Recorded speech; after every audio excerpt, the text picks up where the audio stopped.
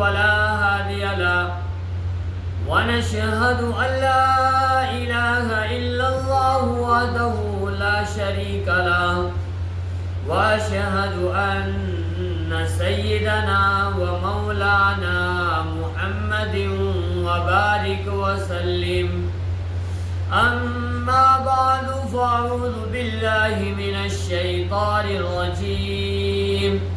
بسم الله الرحمن الرحيم وما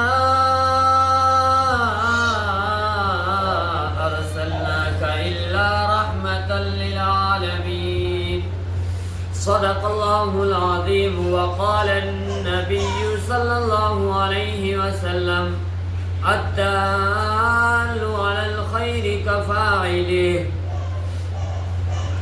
او كما قال عليه الصلاة والتسلیم. پیدا ہوئے تو باپ کا سایہ اٹھا دیا،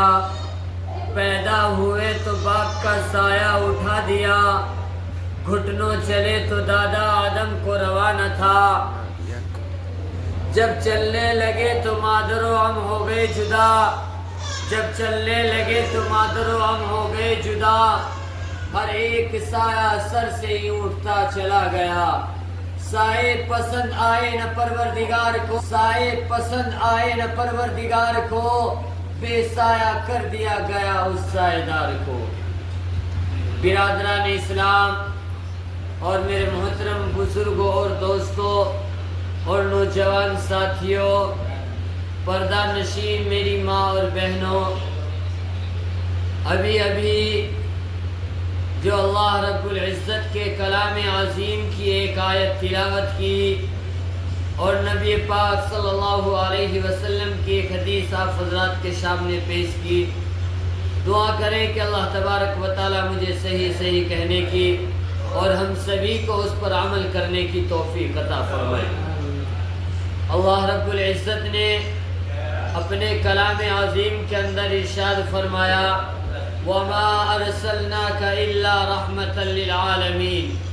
اس آیت کے اندر اللہ رب العزت نے اپنے نبی محمد کریم صلی اللہ علیہ وسلم کی تعریف کو بیان کیا. ویسے تو اللہ رب العزت نے ہم سب کے نبی، ہم سب کے آقا، پیارے نبی، تاجدار نبی محمد صلی اللہ علیہ وسلم کی پورے قرآن کریم کے اندر تعریف کی، لیکن اس آیت کے اندر میرے عزیزو اللہ رب العزت نے ہم کو بتلایا کہ میں نے ایسا نبی تم کو دیا، ایسا پیارا نبی میں نے تم کو دیا کہ جو تمہاری دنیا کے اندر بھی سفارش کرتا ہے، جو تمہاری آخرت کے اندر بھی سفارش کرے گا. اللہ رب العزت نے فرمایا وَمَا أَرْسَلْنَاكَ إِلَّا رَحْمَةً لِلْعَالَمِينَ کہ ہم نے محمد صلی اللہ علیہ وسلم کو دونوں جہاں کے لیے رحمت للعالمین بنا کر مبعوث فرمایا. آئے دنیا میں بہت پاک و مکرم بن کر، آئے دنیا میں بہت پاک و مکرم بن کر، آیا نہ کوئی مگر رحمت عالم بن کر. میرے عزیزو سنو، ایسا نبی اللہ رب العزت نے ہمیں دیا کہ جس کا بچپن بھی پیارا، جس کی جوانی بھی پیاری، جس کا بڑھاپا بھی پیارا. اور میرے عزیزو سنو، حضرت آمنہ رضی اللہ تعالیٰ عنہ کیا فرماتی ہے؟ حضرت آمنہ رضی اللہ تعالیٰ عنہ فرماتی ہے کہ جس وقت اللہ کا نبی، اللہ کا لاڈلا نبی محمد صلی اللہ علیہ وسلم میرے پیٹ کے اندر تھا، جس جگہ کو میں چلا کرتی تھی اس دیوار سے بھی خوشبو آیا کرتی تھی، اس راستے سے بھی خوشبو آیا کرتی تھی، جس کنویں سے میں پانی لینے کے لیے جایا کرتی تھی اس کنویں کا سارا پانی اوپر کو آ جایا کرتا تھا. جب تک میں وہاں سے پانی نہ لے جایا کرتی تھی کنویں کا پانی سارا کا سارا باہر رہا کرتا تھا. میری سہیلی مجھ سے کہا کرتی تھی اے آمنہ جب تک تو یہاں رہے گی یہ کنویں کا سارا پانی اوپر رہے گا. اور میرے عزیزو سنو، اللہ کے نبی کی اور بات میں سناتا ہوں. اللہ کا نبی، اللہ کا لاڈلا نبی حضرت آمنہ رضی اللہ تعالیٰ عنہ کے پیٹ کے اندر تھے. عبد المطلب نے پوچھا، عبد المطلب نے اپنی بیوی سے کہا تمہاری بہو کون سی خوشبو لگاتی ہے؟ مکہ والے مجھ سے پوچھتے ہیں کہ اب آمنہ کون سی خوشبو استعمال کرتی ہے کہ جس گلی سے گزرتی ہے اس گلی سے خوشبو ہی خوشبو آنی شروع ہو جاتی ہے۔ میرے عزیزو، حضرت عبد المطلب نے حضرت آمنہ رضی اللہ تعالیٰ عنہ سے پوچھا کہ مجھے یہ بتا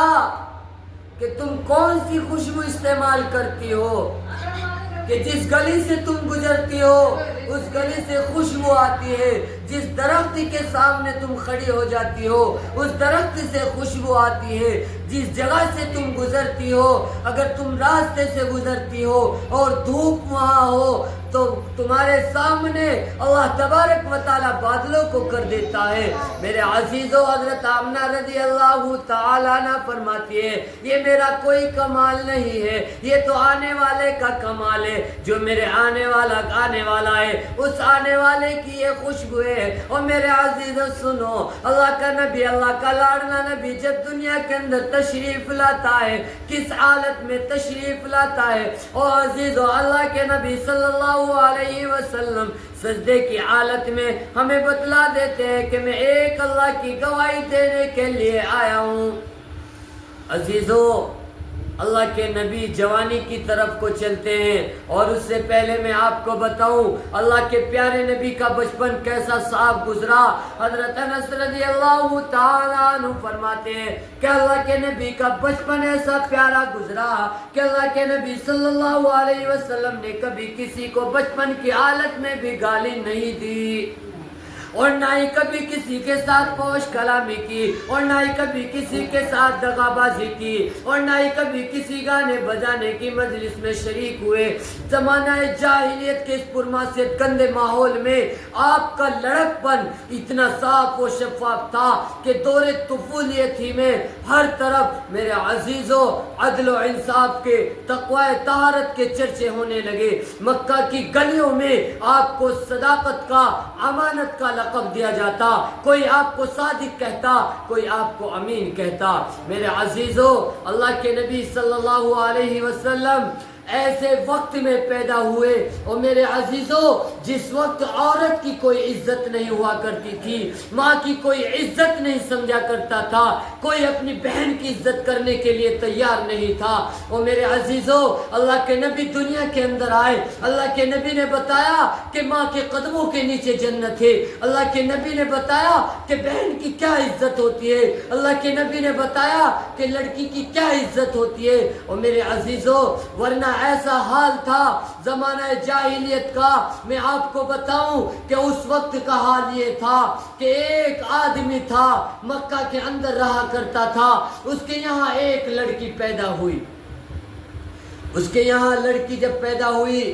اور میرے عزیزو اس سے پہلے اس نے اپنی بیوی سے کہا تھا، جب وہ حاملہ تھی اپنی بیوی سے یہ کہہ کر گیا تھا، وہ ایک تجارت کے لیے جا رہا تھا، ایک تجارت کرنے کے لیے جا رہا تھا، اور میرے عزیزو اس نے اپنی بیوی سے کہا تھا اگر تیرے یہاں کوئی لڑکی پیدا ہو، اگر تیرے یہاں کوئی لڑکی پیدا ہو تو اس کو تو زندہ درگور کر دینا، اور اگر تیرے یہاں کوئی لڑکا پیدا ہو تو تو اس کو بہترین سے ڈاکٹر بنانا، تو اس کو بہترین پڑھائی کرنا۔ اور میرے عزیزو اتنا کہہ کر وہ آدمی روانہ ہوا، وہ آدمی تجارت کے لیے نکلا۔ کچھ دنوں کے بعد اس عورت سے ایک بچی پیدا ہوئی۔ جب بچی پیدا ہوئی وہ اتنی خوبصورت بچی پیدا ہوئی کہ چاند کا ٹکڑا اس کو نظر آنے لگا، چاند سے زیادہ خوبصورت وہ اس کو نظر آنے لگی۔ وہ سوچتی تھی، ایک طرف اس کو اپنے شوہر کا خیال آتا تھا کہ میرے شوہر نے مجھ سے کہا تھا کہ اگر تیرے یہاں کوئی لڑکی پیدا ہو تو اس کو زندہ درگور کر دینا۔ دوسری طرف اس بچی کا اس کو خیال آتا ہے کہ چاند کا ٹکڑا اللہ نے مجھے دیا ہے، میں اس کی پرورش کروں گی، میں اس کی عزت کروں گی، میں اس کو پال پوش کر بڑی کروں گی۔ میرے عزیزو، جب وہ بچی 7 سال کی ہو جاتی ہے، شوہر اس کا گھر آتا ہے، بچی کا باپ گھر کے اندر داخل ہوتا ہے، گھر کے صحن میں دیکھتا ہے کہ میرے آنگن میں میرے صحن میں ایک چھوٹی سی معصوم سی بچی کھیل رہی ہے، چھوٹی سی معصوم سی بچی، خوشنہار بچی، خوشحال بچی، چاند سے زیادہ خوبصورت بچی میرے صحن میں کھیل رہی ہے۔ اس کو آ کر دیکھتا ہے، اپنی بیوی سے پوچھتا ہے کہ یہ بچی کس کی ہے؟ ماں، اس بچی کی ماں اپنے شوہر سے کہتی ہے کہ پڑوسن کی ہے، ہمارے یہاں کھیلنے کے لیے آئی ہے۔ جب شام کا وقت ہوتا ہے، شام کے وقت میں دیکھتا ہے کہ وہ بچی پھر صحن میں اس کو کھیلتی ہوئی نظر آتی ہے۔ پھر اپنی بیوی سے پوچھتا ہے کہ شام ہو گئی، یہ بچی اپنے گھر کے کیوں نہیں گئی؟ ماں کہتی ہے، اس بچی کی ماں اپنے شوہر سے کہتی ہے کہ بچی ہمارے یہاں رہتی ہے، پڑوسن نے ہمارے یہاں چھوڑ رکھی ہے۔ باپ اس کو دیکھتا ہے، اس بچی کی طرف کو دیکھتا ہے اور خوش ہوتا ہے۔ بیوی دیکھتی ہے کہ بچی کا باپ بچی کو دیکھ کر خوش ہو رہا ہے۔ کچھ دن ایسے ہی گزرے، ماں نے دیکھا کہ باپ کا دل شاید نرم ہو گیا ہو۔ اب میں اس کو بتا دوں کہ جس بچی کے ساتھ تم کھیل رہے ہو یہ بچی کسی اور کی نہیں ہے، یہ بچی تو تمہاری ہے۔ ماں اس شوہر سے کہتی ہے کہ جس بچے کے ساتھ تم کھیل رہے ہو یہ بچی کسی اور کی نہیں، یہ بچی تو تمہاری ہے۔ اتنا سننا تھا کہ باپ کا دل سخت ہو جاتا ہے اور اپنی بیوی سے کہتا ہے کہ شام کا غروب ہونے سے پہلے پہلے میں اس بچی کو زندہ درگور کر دوں گا۔ اور میرے عزیزوں، اس بچی کو اٹھاتا ہے اور اس بچی کو اپنے گلے سے لگاتا ہے اور لے کر قبرستان کی طرف چل دیتا ہے۔ وہ بچی دیکھتی ہے، اپنے باپ کو دیکھتی ہے، باپ کو پسینہ آتا ہے، اپنے ننھے ہاتھوں سے اپنے باپ کا پسینہ پوچھتی ہے اور کہتی ہے۔ اور میرے عزیزوں، جب قبرستان کا گڑھا کھودتا ہے، قبرستان کے اندر جب گڑھا کھودنے کے لیے وہ تیار ہوتا ہے، جب اس کو کھودنا شروع کرتا ہے تو باپ کو پسینہ آتا ہے۔ بچی اپنے باپ سے کیا کہتی ہے سنو، بہت میٹھے انداز میں کہتی ہے بچی، اپنے باپ سے یہ ارشاد کرتی ہے، اپنے والد سے کہتی ہے، اے میرے والد صاحب میں تمہیں پریشان نہیں کروں گی، اے میرے والد صاحب میں خود کما کر اپنی زندگی بسر کر لوں گی،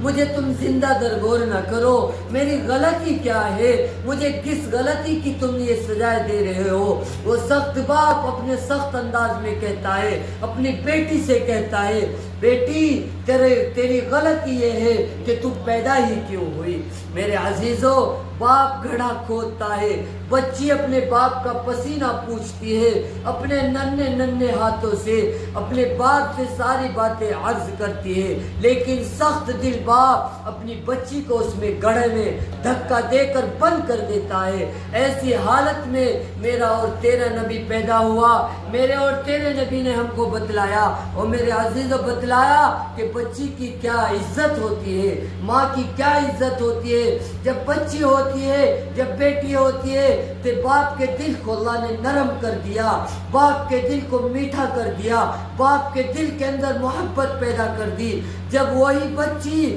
کسی کی بیوی بنتی ہے، جب کسی شوہر کی بیوی بنتی ہے، اللہ تعالیٰ شوہر کے دل میں اس بیوی کی عزت ڈالتا ہے۔ جب وہ بیوی کسی کی ماں بنتی ہے تو اللہ کے نبی نے فرمایا الجنت تحت اقدام الامہات، کہ تیری ماں کے قدموں کے نیچے جنت ہے، اگر تو اس کی عزت کرے گا اللہ تبارک و تعالیٰ تجھے جنت دے گا، اور اگر تو اس کی عزت نہیں کرے گا تو اللہ تبارک و تعالیٰ تجھے جہنم میں نصیب کر دے گا۔ اللہ تعالیٰ کہنے سے زیادہ عمل کی توفیق عطا فرمائے۔